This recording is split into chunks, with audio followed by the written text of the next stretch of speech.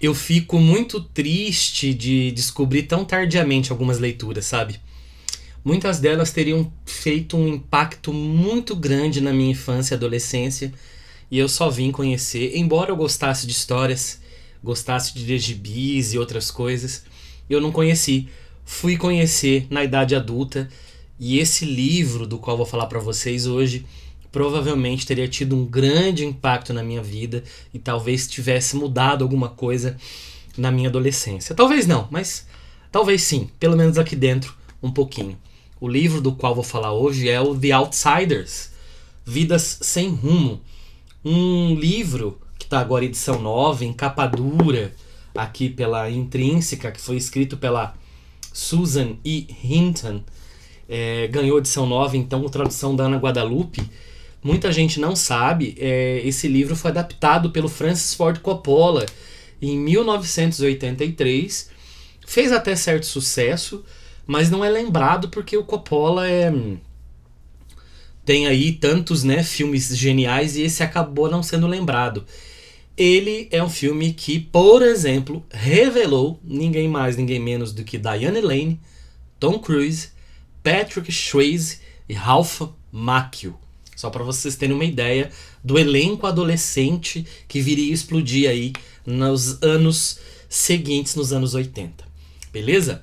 Então é sobre ele que eu vou falar um pouquinho hoje. Gostei demais de ler o livro. A tradução da Ana tá muito legal, tá muito boa, a edição tá linda. E como eu falei, eu fico chateado por não ter lido antes.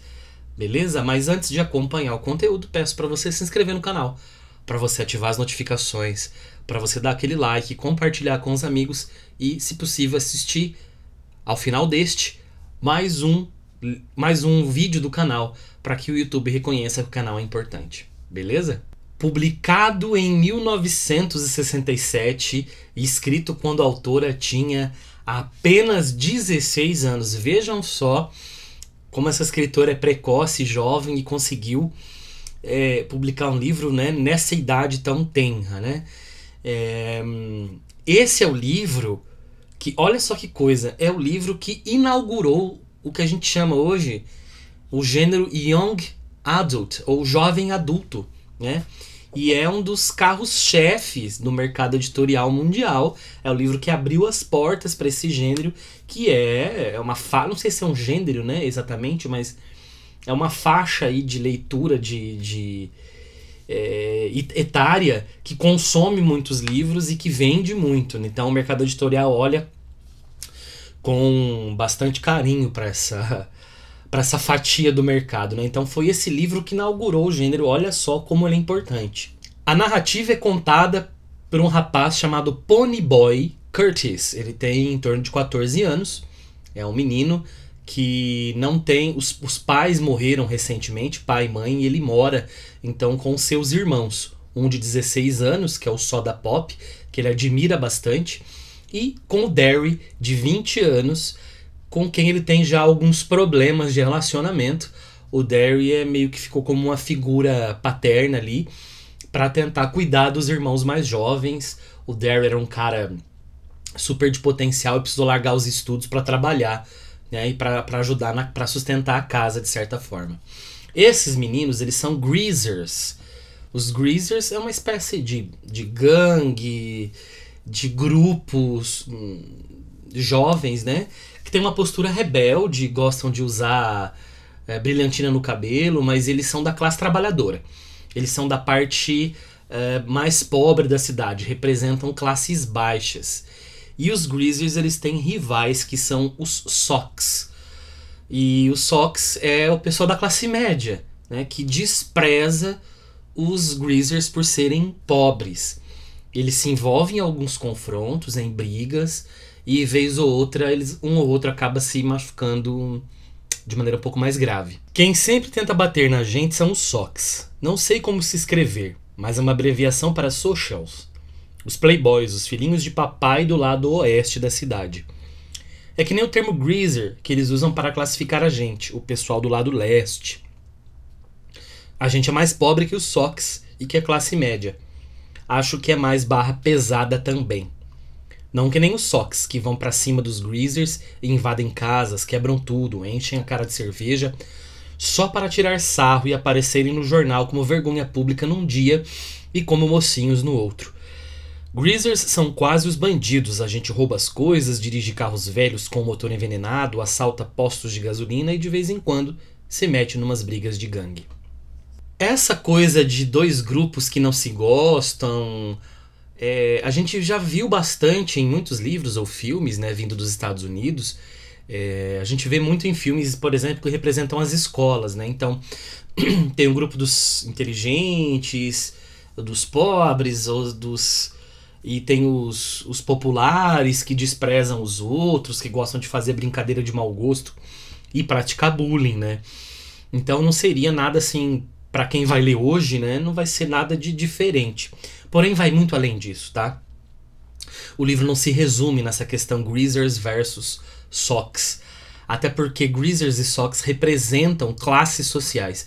Então é um livro que também, de certa forma, ele discute essas questões, né? É uma questão de grupos de bairros, é uma questão de classes sociais, classes que se odeiam, e como nós somos conduzidos pelo olhar de um greaser. E é quase natural que a gente acha Sox pessoas muito ruins, e é óbvio que a gente vai achar, a gente compra a opinião do Ponyboy e a visão do Ponyboy. E também porque os Sox fazem coisas que são detestáveis, né? Eles gostam de se mostrar superiores, eles vão para a faculdade enquanto os pobres vão ter que trabalhar e abandonar, né, um curso superior para trabalhar, que é o caso do Derry, irmão do Ponyboy.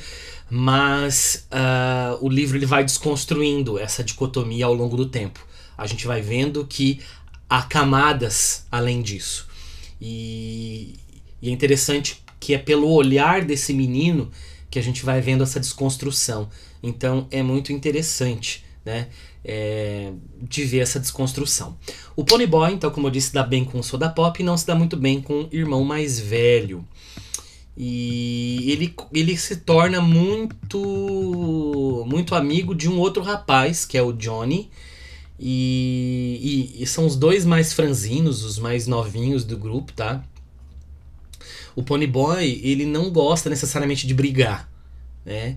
Ele tá ali porque ele tá ali com os amigos, ele se sente um greaser, mas ele não gosta muito da briga. E ele tem uma facilidade muito grande com literatura, com poesia, né, com livros, gosta de escrever, escreve bem. Então só aí nessa desconstrução, né, de mostrar que é um menino que pode parecer um bandido, um arruaceiro, mas é um menino que tem facilidade com questões sensíveis também.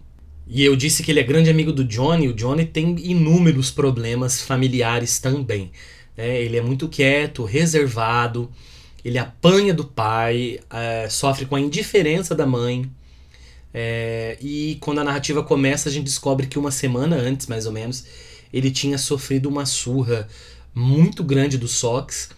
Isso tinha deixado ele assim, muito, muito mal, mexeu demais com o psicológico dele. E isso pode levar a inúmeras consequências graves. E na verdade, essa surra vai levar Johnny e Ponyboy para um caminho bem complexo daí pra frente. E a narrativa se passa em alguns dias apenas. A gente conhece o Ponyboy, ele vai contando da estrutura toda, dessa divisão na escola, nos bairros. E acontecem alguns confrontos. De repente também acontece, eles encontram algumas meninas, Sox, que vão tentando desconstruir também essa imagem ruim. Mas eles encontram os meninos. Acontece uma tragédia num confronto grande ali. Primeiro tem um confronto grande, depois tem um outro problema ali que faz com que aconteça uma tragédia. E eles precisam fugir, né? E é interessante porque eu não vou dizer quem são, né? Mas alguns que são considerados delinquentes, porque a opinião pública acha que eles são delinquentes juvenis. Os greasers, porque os Sox, como são classe média, eles são criticados no momento, depois todo mundo esquece. Os greasers que assumem, então, sem querer, é claro, essa pecha de delinquente, né? e de como esses meninos que são delinquentes depois acabam se tornando heróis em algum outro momento, porque eles acabam salvando vidas e mostrando para a sociedade que eles são muito mais do que aqueles delinquentes que os jornais, a sociedade respeitável diz que eles são, né? Então é o máximo que dá para falar a respeito disso, mas é um... Não dá para dizer exatamente que é um romance de formação, porque talvez precisasse um pouquinho mais de tempo para que houvesse essa formação, né? Mas há uma formação, sim, no sentido de que há o Pony Boy, por exemplo, do início do livro para o final do livro, ele modifica muito em pouco tempo de narrativa, né? Então ele vai ter que lidar com problemas graves, com luto, com morte, com não aceitação social, entre outras coisas. Então o livro fala sobre adolescência, fala sobre rebeldia, fala sobre classes sociais, descoberta do mundo, morte, poesia, sobre livros, sonhos, crescimento e estrutura familiar. Então é um livro bem rico, não fica só naquela coisinha de briga de gangues ou de grupos escolares, né? Andei pensando, e aquele poema, o cara que escreveu o poema, o que ele queria dizer é que você é dourado quando é criança, como se ainda fosse verde. Quando você é criança, tudo é novo. Uma aurora. É só quando você se acostuma com as coisas que o dia chega. Igual a você, que curte ver o pôr do sol, Pony. Isso é ser dourado. Permaneça assim, que é um jeito bom de ser. Quero que você fale para o Deli ver o pôr do sol um dia. Ele vai pensar que você ficou doido, mas faça isso por mim.